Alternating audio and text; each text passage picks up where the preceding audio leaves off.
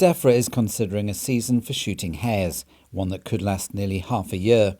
It's thought to be one of several animal welfare laws on the cards, including a complete ban on shooting mountain hares in England. Well, it's still very unclear how the government intends to approach a raft of legislation around domestic and wild animal welfare. There's a proposed animal welfare bill. So things like there's a manifesto commitment on trophy hunting, as you know, and there will be legislation on trophy hunting, their commitment. But is that going to be part of the animal welfare bill, or is that going to be something separate?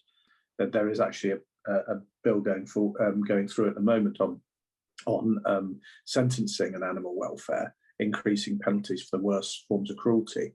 And that relates to domestic animals, and that's going through as a private member's bill. So there's different ways of doing it. It's still confused, frankly, and I don't think Defra knows. Tim Bonner says the Countryside Alliance does not object to a hare season, but wants Defra to prove there is a problem and that hares are being culled in vast numbers.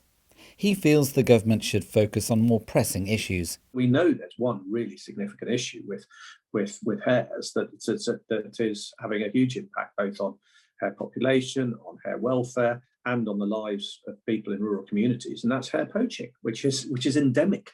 It is a massive problem, and it's not just us saying that. Police forces, police and crime commissioners, people all over the country.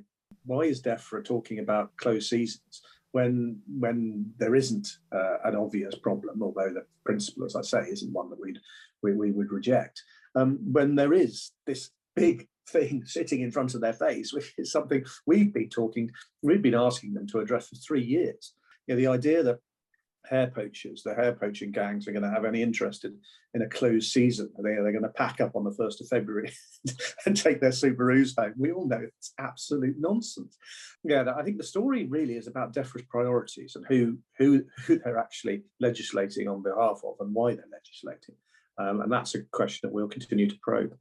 We may well see some legislation either in the animal welfare bill or elsewhere on closed seasons, and we'll be arguing for that to be evidence-based and to ensure it has as little impact as possible on those who do need to cull hares and those who are shooting hares.